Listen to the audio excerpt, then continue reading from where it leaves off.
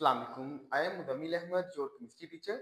आज हम शुरू करेंगे 9th क्लास केमिस्ट्री सिलेबस 2025 का लेक्चर नंबर 8, जो कि जिसमें हमने ब्रांचेज ऑफ केमिस्ट्री को कंटिन्यू किया हुआ था पिछले कुछ लेक्चर से। तो आज जो हमारे पास ब्रांच है वो है पॉलीमर्स केमिस्ट्री। पहली चीज समझ लें कि ये हेडिंग हमें क्या बताएगी, पॉलीमर्स किसे कहते हैं। देखिएगा, पॉलीमर्स केमिस्ट्री, पोली का मतलब होगा मैनी, मर्स का मतलब होता है जुड़ना या लिंकिंग टुगेदर।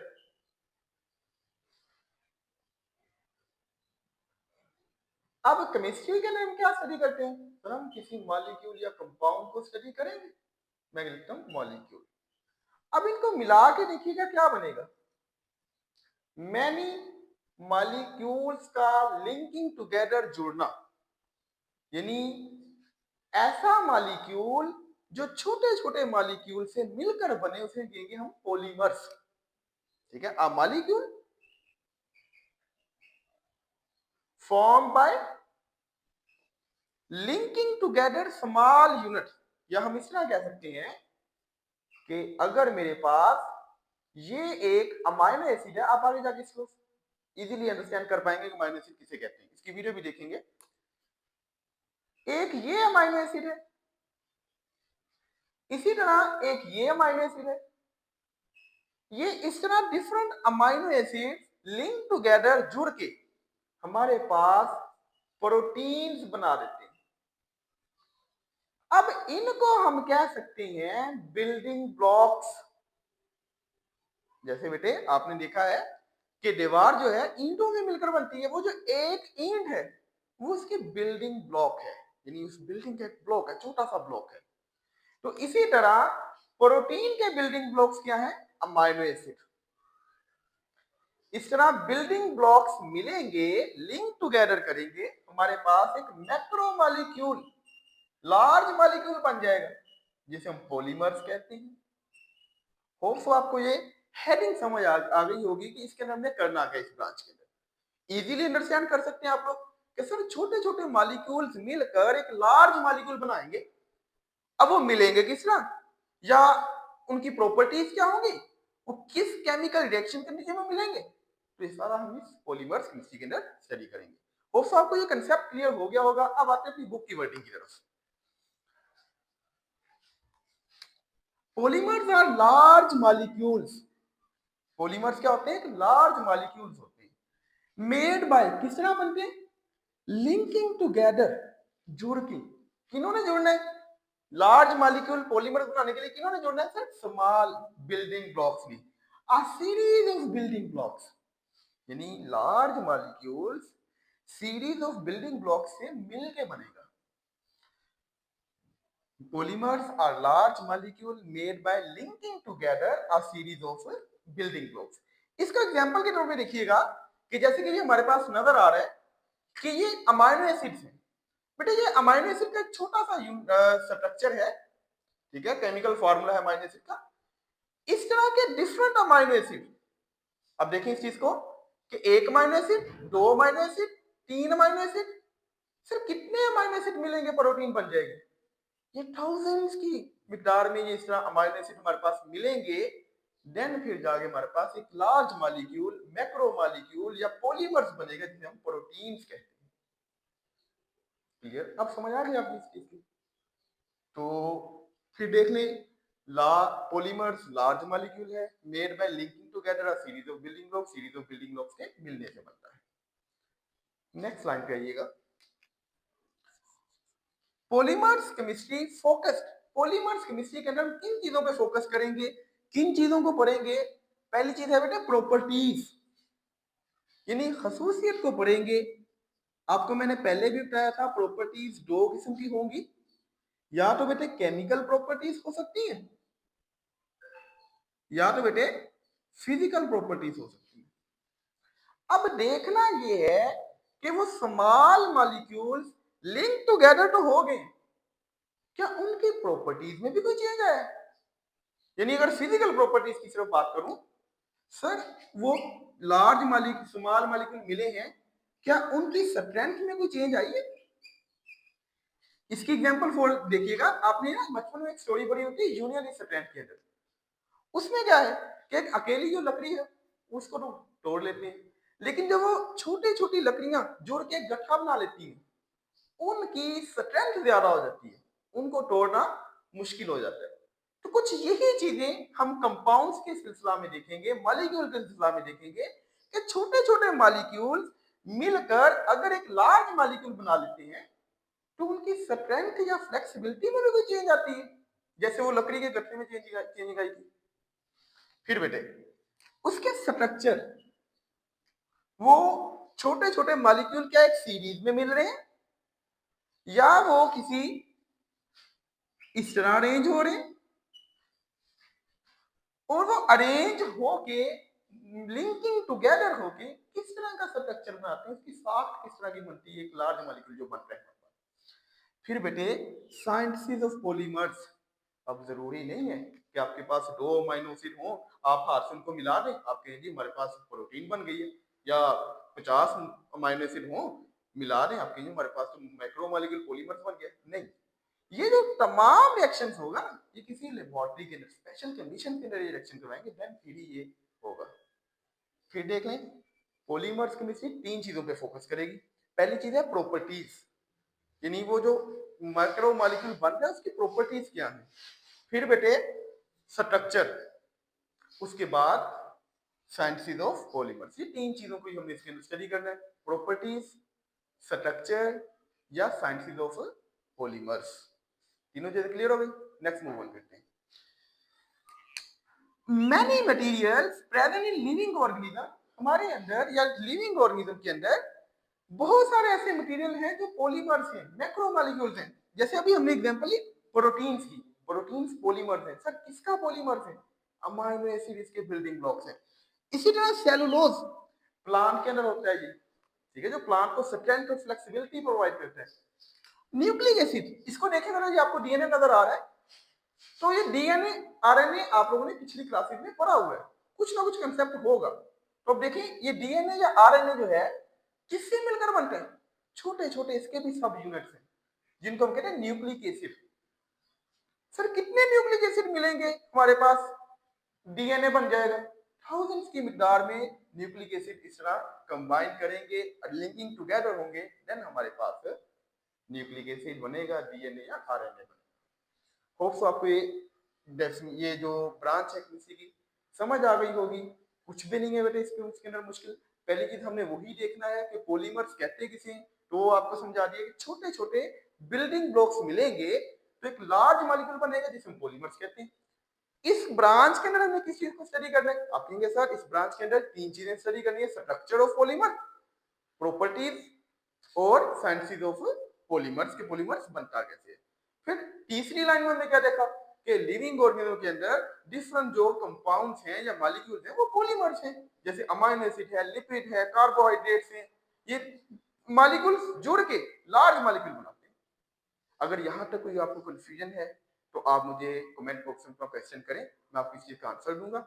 और कोशिश करें इस तरह की चीजों को बुक पे नोट किया करें बेटे, अगर कॉपी पे नोट करोगे तो रजिस्टर खत्म हो जाएगा तो वो गुम जाने के चांसेस ज्यादा है। तो इस तरह की जो चीजें अपनी बुक पे नोट करें। नेक्स्ट मूव ऑन करते हैं अगली ब्रांच की तरफ। जी बेटे नेक्स्ट ब्रांच है हमारे पास जियोकेमिस्ट्री। अब जियोकेमिस्ट्री को पहले इस तरह हम डिफाइन कर लेते हैं कि जियोकेमिस्ट्री हेडिंग हमें क्या चीज बता रही है। बेटे जियो का मतलब होता है अर्थ, और you know very well chemistry के नाम क्या स्टडी करते हैं? सर केमिस्ट्री का नाम एलिमेंट्स को स्टडी करना है, हमें मॉलिक्यूल्स को स्टडी करना है या कंपाउंड्स को स्टडी करना है। मैं इस तरह लिखता हूं एलिमेंट्स, ठीक है बेटा। अच्छा अब देखें इनको मिला के बने क्या बनेगा? एलिमेंट्स और अर्थ। हम ये अंदाजा लगा सकते हैं सिर्फ इस डेफिनेशन हेडिंग को देखते हुए कि वो कौन से एलिमेंट जमीन के किस हिस्से में पाए जाते हैं, यानी which element present in the which part of the earth, यानी किस जमीन के किस पोर्शन के अंदर हमें किस तरह के एलिमेंट्स मिलेंगे, इस चीज को हम स्टडी करेंगे जियो केमिस्ट्री के अंदर। क्लियर हुआ? चलो आ जाए बुक की तरफ, हेडिंग की तरफ आते हैं।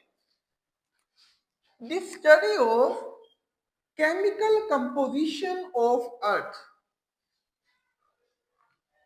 Geochemistry is a study of chemical composition of earth.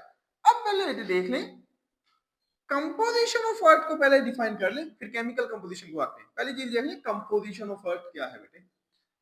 बेटे अगर मैं सिर्फ ये देखूं कंपोजिशन ऑफ अर्थ, हम कहेंगे कि जमीन की कंपोजिशन। फॉर एग्जांपल आपने देखा होगा जमीन के पहले पोर्शन को हम कहते हैं, ये जी फर्स्ट जो लेयर है जमीन की उसे कहते हैं क्रस्ट। दूसरी लेयर जो है इसको हम कहेंगे मेंटल। तीसरी लेयर जो है बेटे ये कोर, इनर कोर, ये हम इस तरह लेयर्स करते हैं। इस तरह हमने जमीन को कैटेगराइज कर दिया है इसकी लेयर्स के अंदर। ये जमीन की कंपोजिशन है। क्लियर हो गया? अब देखें chemical composition.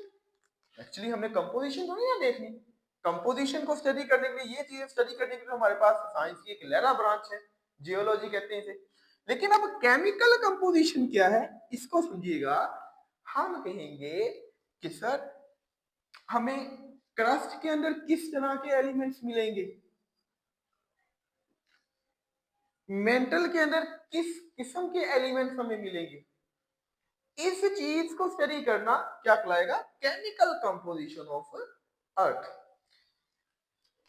And it's sources and minerals. Sources और मिनरल्स को स्टडी करना, ये क्या चीज है। हम देखेंगे कि सोर्स हमें किस जमीन की किस तह के अंदर हमें सॉलिड मिलेंगे, ठीक है, या सॉलिड नहीं, या सॉलिड की सेमी सॉलिड्स होंगे, ये इसके सोर्सेज हैं। सेमी सॉलिड्स या सॉलिड हमें जमीन के नीचे मिलेंगे, ठीक है बेटे। फॉर एग्जांपल मैं कहता हूं मेरे पास कॉपर है, ये सर कॉपर प्योर कॉपर की फॉर्म में जमीन के नीचे पाई जाएगी? नहीं, मैं कहूंगा ये बेटे आयरन के साथ कंबाइंड फॉर्म में मिलेगी, कॉपर पायराइट की फॉर्म के अंदर, ठीक है। तो ये इसके सोर्सेज हैं कि जमीन के नीचे जो मिनरल्स हैं, जो एलिमेंट्स हैं, वो किस तरह बनते हैं। फिर देख लो बेटे यहां तक हमने कहा कि the study of chemical composition of earth. पहली चीज जमीन की केमिकल कंपोजिशन को देख लेना, उसके सोर्स एंड मिनरल्स को देखना, क्या कहलाएगा, जियोकेमिस्ट्री।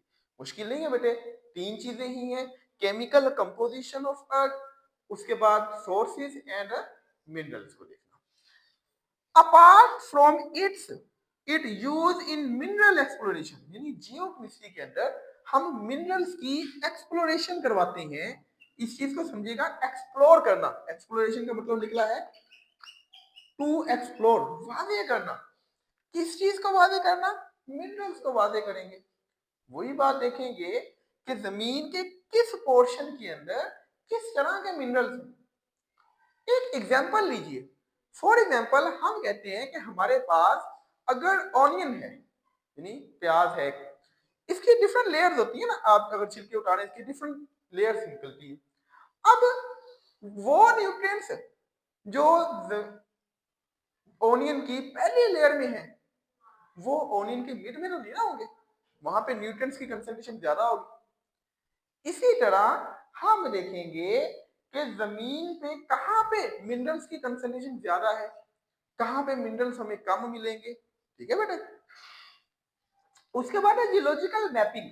बेटे मैपिंग को मैंने पहले ही किया हुआ है, ये मार्क किया हुआ है। मैपिंग का मतलब क्या होता है सर, मैपिंग का मतलब तो जहां तक हमें लगता है, मैप यानी पिक्चर ड्रा करना जमीन की, ठीक है, किसी रास्ते की पिक्चर ड्रा करना, ये मैप है।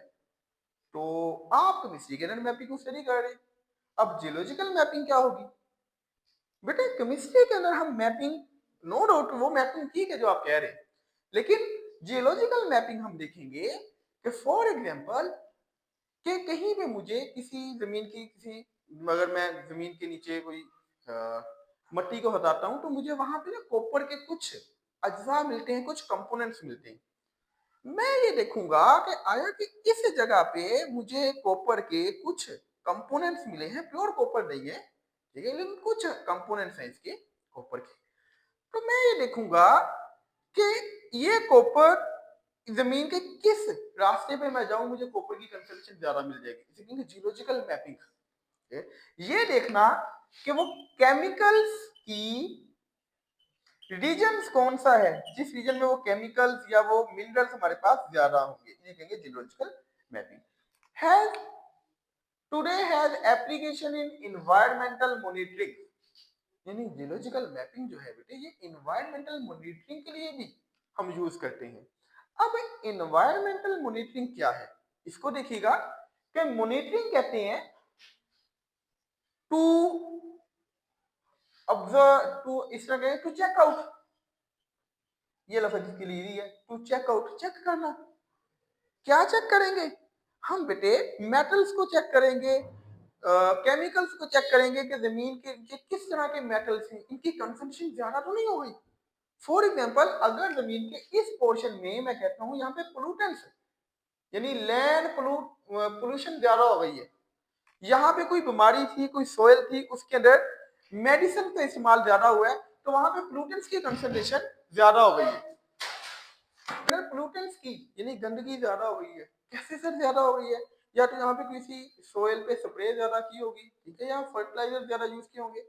अब जियोलॉजिकल मैपिंग के जरिए हम पता लगा सकते हैं कि यहाँ की जो जमीन है इनमें न्यूट्रिएंट्स ज्यादा है या कम है, या इनमें पॉइजनस कहीं ज्यादा तो नहीं हो गई। इसलिए geological mapping today has application in environmental monitoring, हम एनवायरमेंट को मॉनिटर कर सकते हैं जियोलॉजिकल मैपिंग के जरिए। फॉरेस्ट एंड मेडिकल रिसर्च के लिए भी हम जियोलॉजिकल केमिस्ट्री यूज करते हैं। फॉरेस्ट के अंदर कैसे यूज करते हैं बेटा, हम देख सकेंगे कि जमीन का कौन सा पोर्शन है या जंगल कौन सा है जहां से हम न्यूट्रिएंट्स हमें ज्यादा मिलते हैं, ठीक है, हमें मेडिसिन ज्यादा मिलती है। इस चीज को स्टडी करना हम जियो केमिस्ट्री कहलाएंगे। होप सो आपको ये लेक्चर समझ आया होगा, दोनों ब्रांचेस आपने नोट कर ली होगी, जो इंपॉर्टेंट वर्ड हैं उनको आप अपनी बुक पे मार्क कीजिएगा। तो नेक्स्ट मिलते हैं अगले लेक्चर में।